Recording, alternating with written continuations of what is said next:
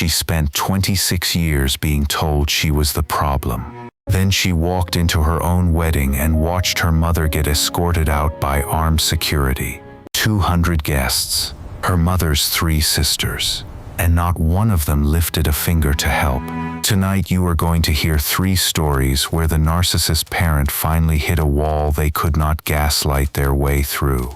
Welcome to Ruthless Retribution. If you love stories like this, hit that subscribe button. It's the easiest way to keep us bringing you more. I want to be clear before we start. These are not revenge fantasies. These are real people who took quiet notes for years. They saved screenshots. They opened safety deposit boxes. They hired lawyers their parents thought they couldn't afford. And then, when the moment came, they did not flinch.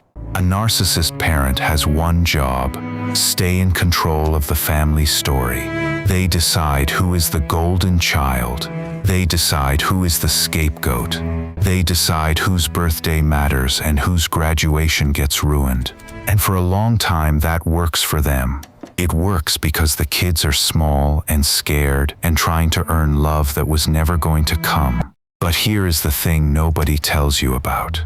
Children grow up, eventually, slowly, quietly. Children get jobs. Children get lawyers and locksmiths and notarized documents. And one day the scapegoat looks at the family group chat and realizes something the narcissist never planned for. The scapegoat is the only one in the room who has been paying attention. Tonight we have 3 of those moments: a wedding, a will, and a country club. Before we get to the first one, you need to understand something about how these families work. The narcissist parent does not see their child as a person. They see them as a mirror, a trophy when it suits them, a punching bag when it doesn't. Every conversation is a little test. Every kindness has a string attached. And the family enablers, the so-called flying monkeys, will repeat the lie for free. The kids learn to read the room before they learn to read books. They learn which version of mom is in the kitchen this morning. They learn to apologize for things they did not do. They learn to make themselves small enough to disappear. And by the time they are adults, most of them think this is just how families work. It is not how families work, not even close. The damage shows up in odd places. The 30-year-old who still apologizes when someone bumps into them. The 40-year-old who flinches when their phone rings on a Sunday. The man who has not eaten dinner with his own mother in 15 years and still feels guilty about a birthday card he forgot to send when he was 22. That guilt is the leash. The narcissist parent built it. And for most of these adult kids, the hardest thing in the world is realizing they are allowed to take the leash off. But every once in a while, the leash snaps on its own.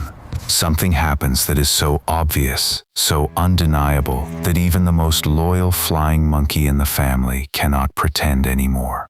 A wedding ambush in a white floor-length gown, a forged signature on a hospital bed, a weeping speech in front of 200 people who finally start to ask, "Hold on a second."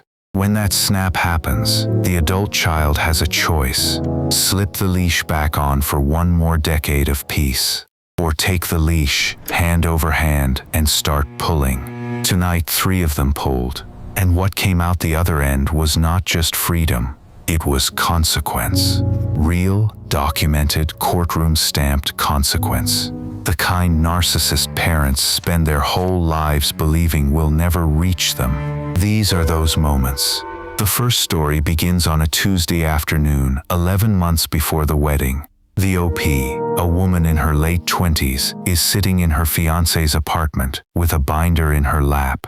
The binder has cost estimates, vendor contracts, a seating chart. Her mother has not paid 1 cent toward the wedding and has been told that plainly 3 times. The OP and her fiancé are funding the whole thing themselves. So her mother does what narcissist mothers do. She announces in the family group chat that she will be giving a speech, that she has earned the right to speak first, that the OP needs to step aside on her own wedding day so her mother can finally have her moment. The OP reads this twice. Then she takes a screenshot. And then she does something her mother did not expect. She calls a lawyer. Not for the wedding, for the venue contract.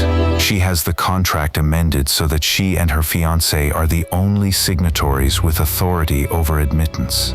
She prints 2 copies. She files one, and she does not say a word about it to her mother. She also does something else, something her therapist had been pushing her to try for 2 years. She buys a small notebook, a leather one, the kind that fits in a purse.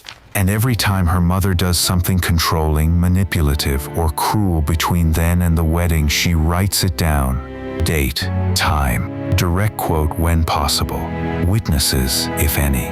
By the time the wedding rolls around, that notebook has 41 entries. She does not show the notebook to anyone, not yet. But she keeps it in the same drawer as her engagement ring and her grandmother's pearls.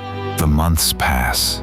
Her mother sends a 30-bullet-point document outlining her demands. Her own seating, her own toast, her own song with the bride during the reception. She demands a mother-daughter dance. The OP has not had a real mother-daughter relationship in 9 years. But sure, the OP does not argue. She does not engage. Every demand gets the same reply. 3 words. We will see. Her fiancé asks if she is okay. She says, I have been planning for this since I was 16. He stops asking and starts trusting her completely. Her mother takes the silence as victory. That is the thing about narcissists. They cannot tell the difference between agreement and someone simply done arguing. So she escalates. She tells the OP's grandmother that she has been reconciled with her daughter. She tells the cousins she is helping plan the wedding. She tells the family hairdresser that she will be wearing white. The hairdresser, the one woman in the entire family who has always loved the OP, calls the OP that same afternoon. She says, you need to know what your mother just told me about her dress. That phone call was the moment the OP knew exactly what was coming. The wedding day comes. Outdoor venue, late September, golden hour creeping across a vineyard. The OP is standing in the bridal suite in her dress and her grandmother's pearls.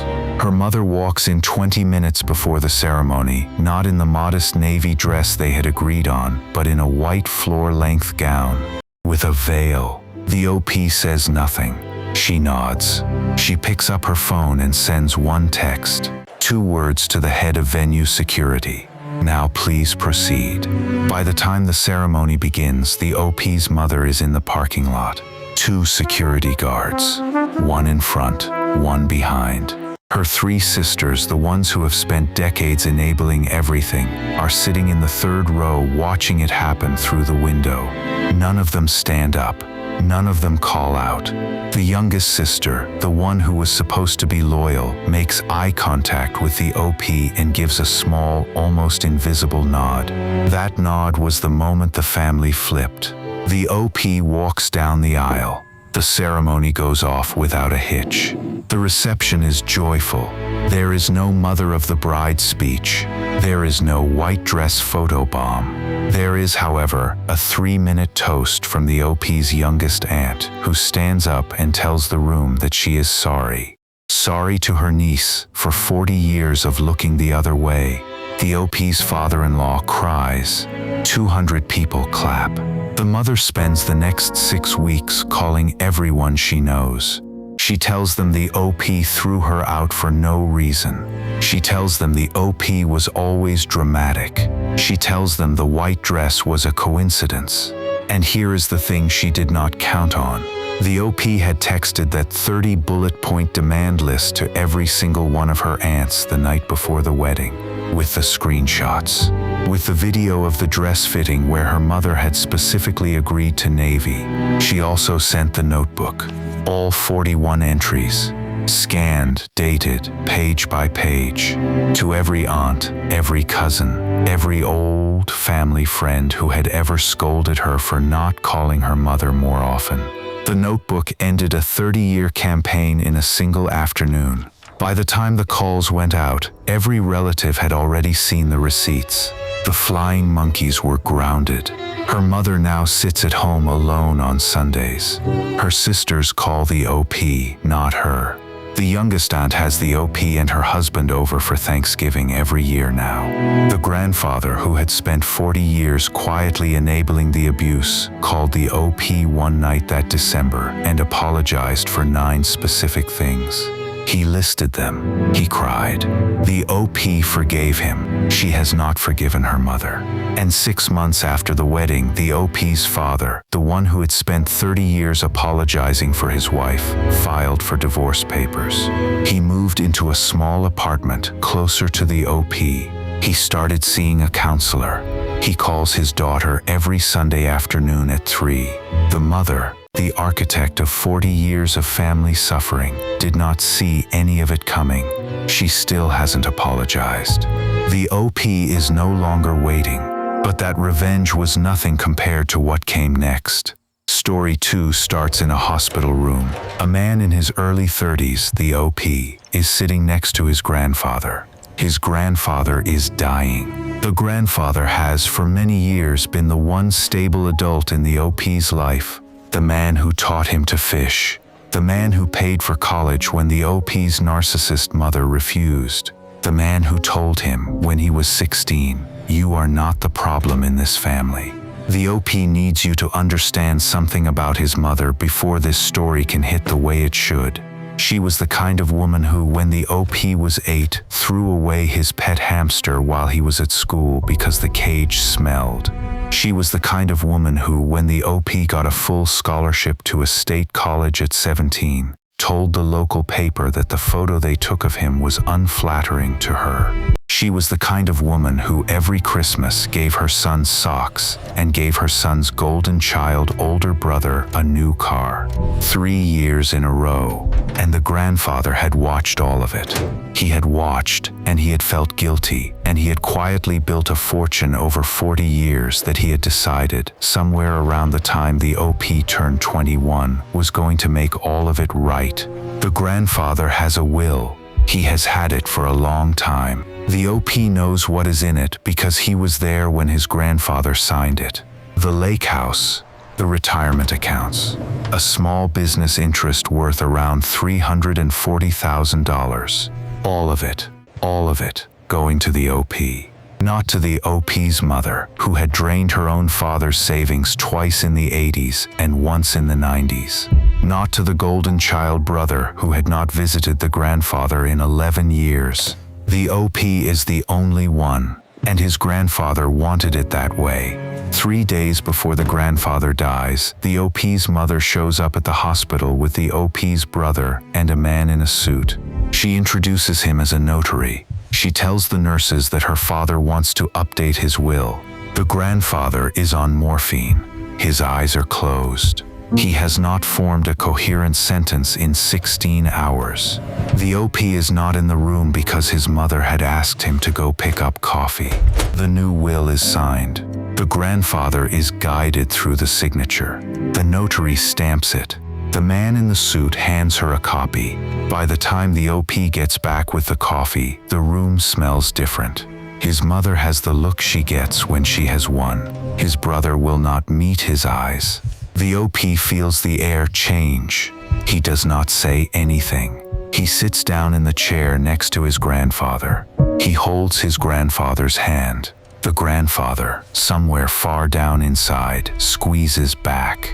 The OP knows in that squeeze that his grandfather is sorry, that something has happened, that the grandfather, even drugged and dying, had felt the room turn ugly. The grandfather dies that night. The funeral is on a Saturday.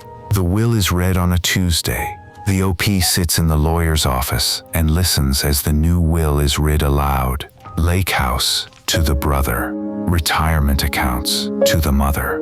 Business interest, to be divided equally between the mother and the brother. To the OP, $1 single.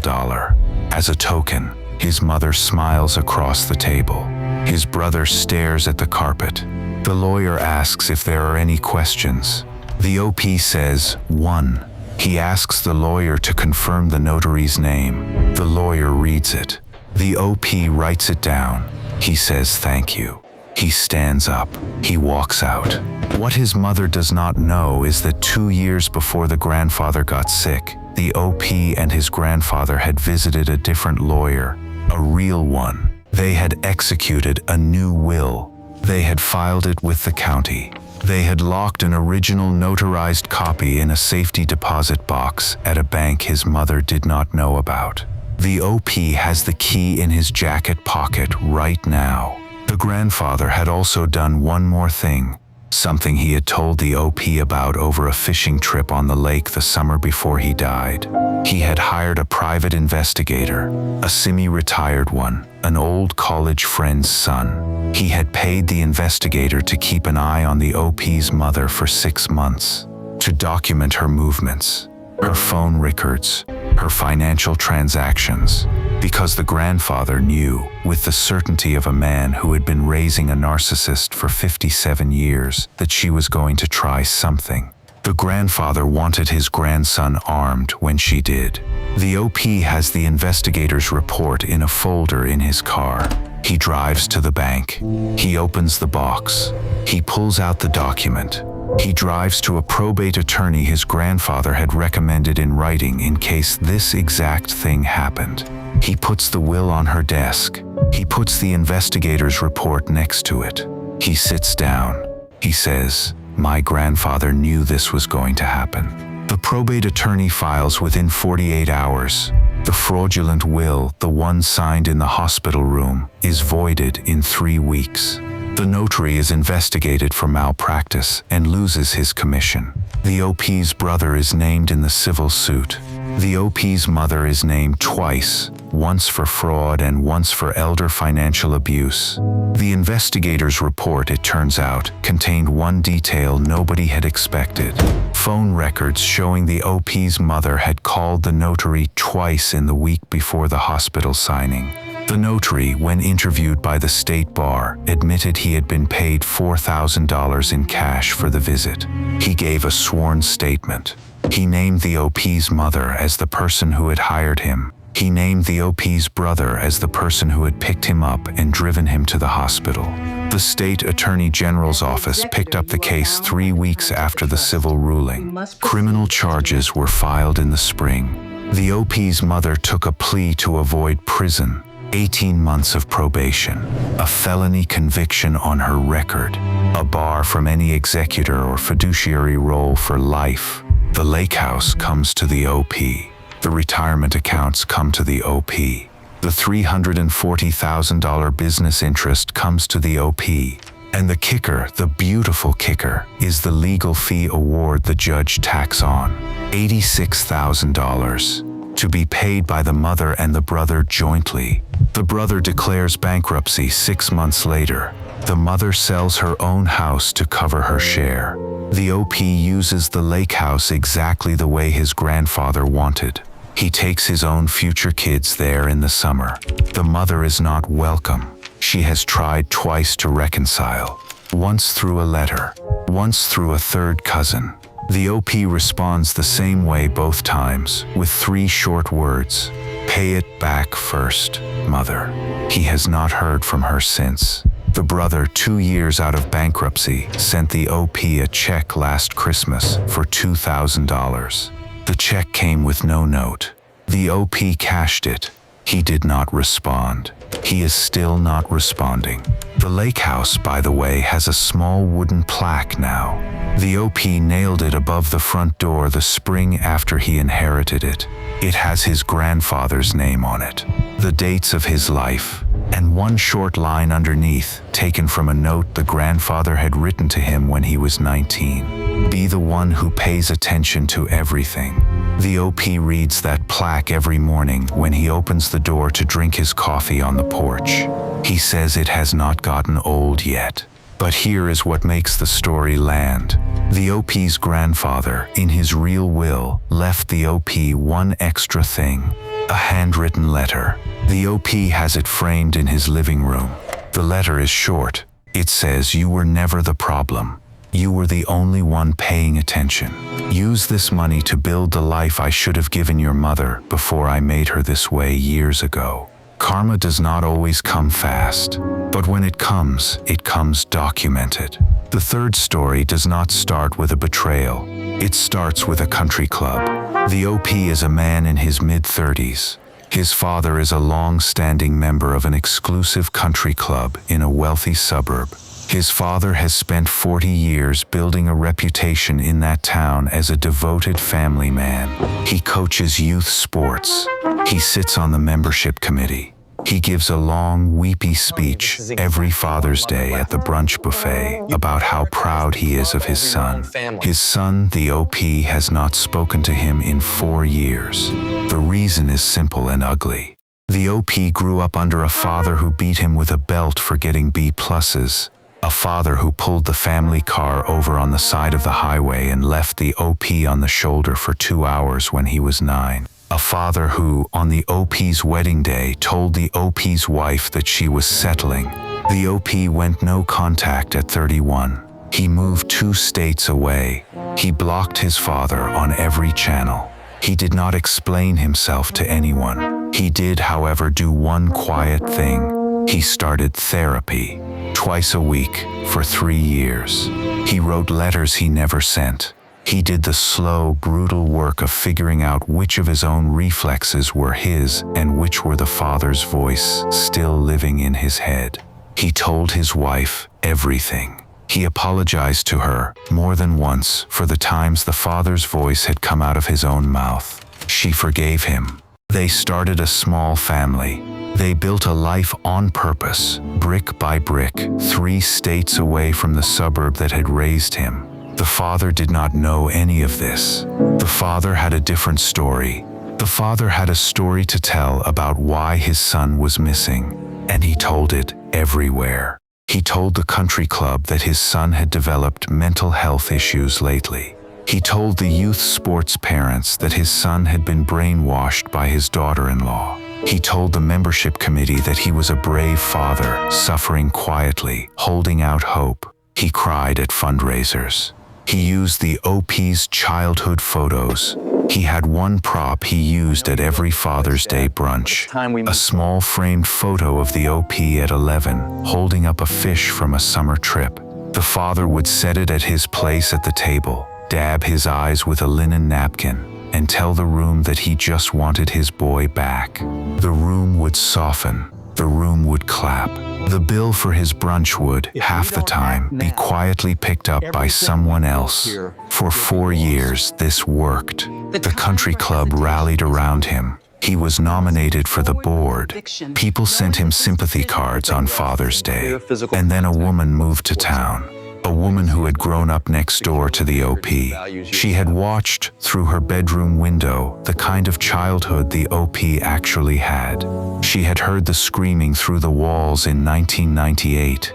She had seen the bruises on the OP's arm at the bus stop in 2000. She had grown up. She had become a therapist. And now, 25 years later, she had moved back to the suburb of her own childhood and joined the country club her parents still belonged to. She heard the father's Father's Day speech in May. She heard him cry about his estranged son. She heard the room applaud. And she went home that night and she could not sleep. She thought about it for 2 weeks. She talked to her own husband. She talked to her own therapist. And then she did something the father had never anticipated. She wrote a letter, not to the OP, to the country club's membership committee. A long, careful, professionally worded letter. She did not accuse. She did not embellish. She wrote what she had witnessed, signed her name, included her professional credentials, and dropped it in the mailbox. The membership committee received the letter on a Friday. They held an emergency meeting on Monday. They asked the father to attend. He came in laughing, expecting a cigar and a handshake. They handed him the letter. He went white as a sheet. He denied everything. He called the woman a liar. He demanded her expulsion from the club. The committee asked him a single question. They asked him to provide one phone call between him and his son in the past 4 years. Just one. He could not. They asked for one greeting card, one voicemail, one photograph from a recent holiday. He had nothing. The committee gave him a week. He spent it trying to flood his network with damage control. He called every old friend. He wrote a long Facebook post about cancel culture coming for him. The post was screenshotted by a former neighbor and forwarded to the committee. By Friday, the committee had also received 3 more letters from 3 more former neighbors, all saying the same thing. The other letters described the same childhood the therapist had described in 3 different handwriting styles. The mailman who had found the OP sitting on the curb in the snow at age 8 after being locked out for 4 hours. The high school baseball coach who had once, in 1999, asked the father to please not come to games because of the way he screamed at the OP from the stands. The next-door neighbor's wife who had quietly made the OP a sandwich every Saturday afternoon for 2 years because she could see from her kitchen window that he was not being fed. All 3 of those people had carried that knowledge for 25 years. They had all assumed they were the only one. The therapist's letter showed them they weren't. They wrote, he was voted out of the country club on a Tuesday, 41-2, and then the dominoes fell. The youth sports league he coached for. They had a child protection clause buried in their bylaws. They removed him as coach within a week. The membership committee at the church he had served on. They received a quiet phone call from the country club president and accepted his resignation that month. His wife, who had spent 40 years standing behind him at every event, filed for separation papers. The wife had her own quiet notebook, it turned out. She had kept it under a stack of dish towels in a drawer in the laundry room. The notebook went back to 1988. Every time the father had hit the OP, she had written it down. Every cruel sentence over dinner. Every birthday party ruined. She had told herself for 40 years that one day she would use it. The day she walked into the lawyer's office to file for separation, she put the notebook on the table. She moved into a condo. She kept the house in the divorce. He, the great family man patriarch, the Father's Day speechmaker, ended up renting a single bedroom from his own estranged sister. The sister he had ridiculed at family Christmases for being unmarried. He wrote the OP one letter 6 months into the rental arrangement.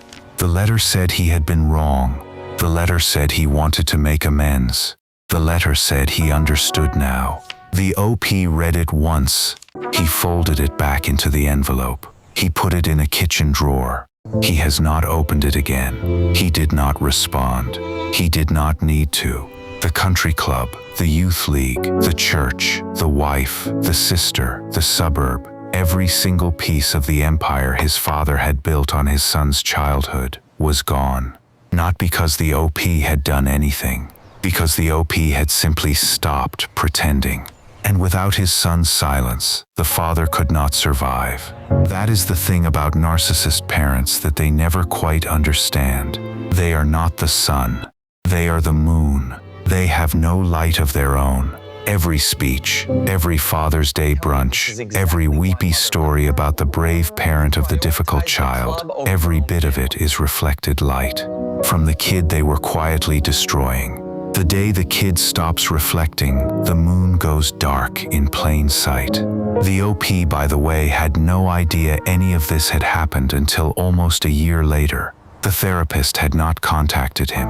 The neighbors had not contacted him. His mother had not contacted him. He found out the way most no-contact adult children find out, through a cousin. The cousin called on a Saturday afternoon and asked if he had heard. The OP said he had not. The cousin told him. The OP listened for 10 minutes. He thanked the cousin. He hung up. He sat on his back porch for an hour without moving. His wife came outside and asked if he was okay. He said, "I think so, finally." He said it slowly, like he was tasting the words for the first time.